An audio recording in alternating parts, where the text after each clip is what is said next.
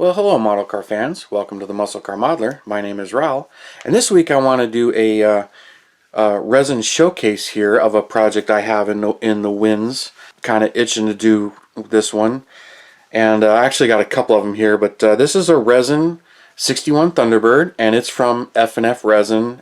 I'm sure is no longer available as he's passed away, and you just find these on eBay, which is how I found this one. Even though that was many years ago. I think 2008 is when my photo of it is, and I think that's when I started making the photo files. I think I had it before then, one of my earliest, but it's kind of funny. And I didn't pay much different from that, and it flat out tells you use a 66 T-Bird kit for donor, and it was 50 bucks, but like I said, it's not available. But it's kind of funny to look there and see that it was postal mailed in '97. So I mean, this kit was cast a long time ago, and I'm not. I didn't buy it. I don't think I bought it from this guy, but I bought it on eBay. But yeah, it's they're not around anymore. But I've got tons of resin kits. I think I looked and I got somewhere close to 100 bodies of resin, and I've been collecting these and grabbing them. And I used to be much more anxious to grab them when they popped up on eBay because options were kind of slim and when I wanted something. And at the time there weren't too many 61s popping up on eBay, even though they are out there. And this is pretty much a direct copy of one of the AMT kits, but it came with the hood, the body, and the interior, and pretty much everything to build it. And it's actually a pretty nice casting, although I didn't like the hood. The hood's taped in place. And I have a chassis from another annual, from collection that I bought for restoration. So I do have the chassis, and I do have some parts from the 61 to 63 annual kits to build this, which is what these parts are. The bumpers here, they're resin and nice. This is the rear bumper, and it's got the date code 61 on it. And the original kit, it had taillights, but they were not molded in red clear like Model Haas did. They were just molded in tan, and you painted them. But the bumpers were chromed, and I did not have these re-chromed. These are how they came. And then here's the front bumper. And it's pretty nice. The bumper fits really good. This is actually cast from a promo. There's kind of a telltale on these 61s and some 62s. It's this grill guard right here. On the promos, they were cast in with the bumper. But on the kits, like here's the kit bumper, it's not there. And then the underside is made a little bit differently. This pin went to the molded hood, molded in hood. There was a loop that tucked into. And on the kit bumper, it's not there because the hood opens. And then it's made differently when it comes to that. But that's kind of a telltale that this was actually from a promo, even though the rest of the kit is from an annual that he copied. But here's the grill guard right here, which is a separate part. It just glues right on top. This is often been missing from a lot of these, and it just glues right in place. But it falls off easily, and a lot of times when they're glued on, sometimes they're messed up right here. So this was a hard part for me to find, and I got a couple eventually, but this part is often missing when you're buying these to restore. But there's the difference between the kit bumper and the promo bumper, and then the resin one used a promo bumper, which it's much easier for them to cast this part with the bumper and then chrome it. But I did have some issues with this one, the hood fitting. So like I mentioned the taillights. So these are Model Haas taillights, which are molded in red. And I bought a Model Haas hood. So this is a Model Haas hood. And this is real thin. You just trim it and put the scoop through it. The chrome comes through it a little bit. But on the F&F one, it's already cut open. But in here, it's molded kind of funny. And I didn't like the way it was fitting, and I was trying to fit it a long time ago. And the gap is kind of funny, and it just doesn't quite fit right.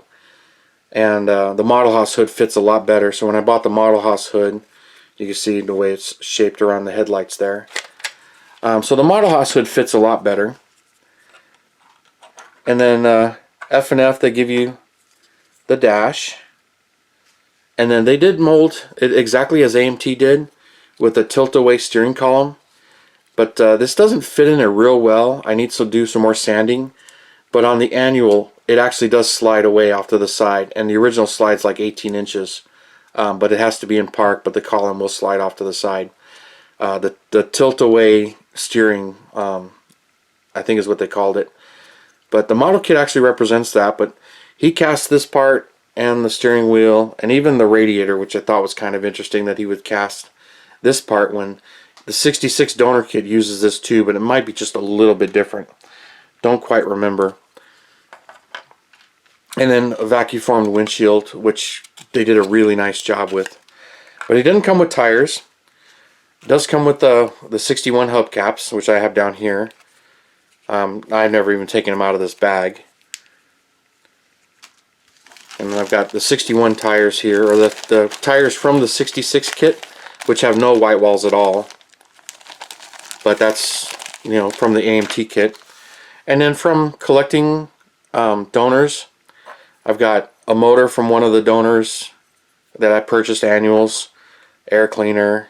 Here's the scoop that's part of this kit. Valve covers that I had cast that say Thunderbird. So these ones I had cast. Let's flip it over so it says Thunderbird. Really like these, because these cars had them, and it's got the 390 on it. I don't think that focused very well. But the expansion tank, belts, custom valve covers, exhaust manifolds, annual screws, axles, and all of this stuff. And like I mentioned, the Model House hood, which is molded much nicer and actually fits the hood much nicer there. But the quality between casters is kind of, you know, hit and miss. And sometimes you'll have one that's cast nicely and another one with a bubble or an issue. It just happens. It's part of the game. But this one's ready to build. I have everything I need here to build it. I just never actually got to it. I don't really know why. And so it's been sitting. And I always planned on painting this one gold and doing the pace car. And I even have the pace car decals around here somewhere. And F&F gives you directions on preparation and everything. And a 30-day refund, which you know, pretty much you don't hear of anymore. But I'm sure that refund's long gone. And it'd be kind of interesting if this was dated. But so that's this one. And then eventually I was looking for parts and I was wanting to restore these. And I came across not just this one. It was really an auction that had a whole batch of them. There was 4 bodies, all kinds of parts. It was an eBay auction, stuff everywhere. And I was trying to look at the pictures, but you couldn't decipher what was what. But there were 4 convertible bodies in there. Well, no, 3 convertible bodies and 1 hardtop body. So I knew most of it was annual stuff, and the wire wheels were there. So I went and bid on it, and I won. I was pretty happy about that. You know, I was like, all right, what am I getting? And I just waited and waited, and it finally arrived. This was one of them. It's a 61, another 61, and it didn't look like this. Matter of fact, I got pictures. This one was brush painted blue. It was pretty complete, and it was the main reason I was going for this auction, because I could see this was a 61. It had the convertible cover right here, which is in this bag. I've got all of the parts that came with this one in here, including the glue stained glass there that you can see. And I've got a file photo of this one, so I'll be showing you that one, of this one brush painted. But I don't know why I took that picture after I took the chrome off and sent the chrome to get chrome. So it doesn't have the bumpers in the picture and doesn't have the wheels, because at the time I had sent them to Chrome Tech Bob. And he had chrome plated them, which those are the ones that are sitting over here. And then I put this in the purple Castrol Super Clean and stripped the paint off of this. It came out like this, like it's never been painted. But it has been painted, of course. But it doesn't look like it now. And this thing is virtually mint, other than it bows down here, but it's not actually broken. So, got to push that up. And then from Model House, I had ordered the tires. Here's the 193 tires. Here's the original tires. which are petrified, and the white walls are pretty yellowed actually. So a lot of times I like to put these on in place. But there's the original axle pins. The original screws are in there, all 4 screws. And here's the chrome, all re-chromed. And a pair of those valve covers I had, Thunderbird chromed. The scoop, a mirror. And then, I brought up the bumpers, the original rear bumper that says 61 on it. And then from Model Haas, another set of the taillights, because these ones were glued in the bumper, and they were the original red ones, but they were frosted and trashed. They came out, but they weren't in great shape. And then I got a Model Haas vacuum formed windshield to replace the glued windshield. And then, like I mentioned, all of the parts here, including the steering wheel, the expansion tank for the radiator, the wheel backs. So everything is in here to build this one. And what's interesting, these kits, the real car have these braces, but for some reason the model kit doesn't. So I cast a bunch of these and add them to the kit just a little bit of extra detail, even though the detail on these is not that great, but they're not horrible.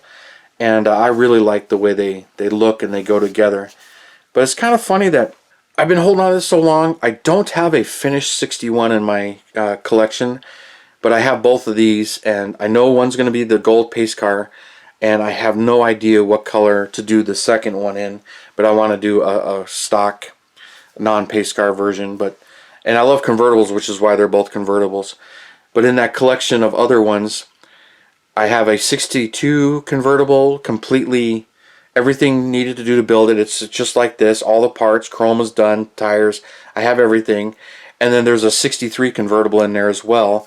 And at the time when I got all those, I had already built a 63 convertible, and it's really nice. But that one, everything is there for that one, and then the other one was a 63 hardtop. I took all of the extra parts and I sold them on eBay, which did really well because once it was itemized and shown properly on eBay and the pictures were much clearer, I sold that 63 hardtop for more than half of what I paid for the auction for all 4 of them. But it was a collection of parts and it was a gamble because the photos were not that great. And but I'm really happy with what I got. I got most of the parts to build 3 more convertibles, a 61, a 62, and a 63.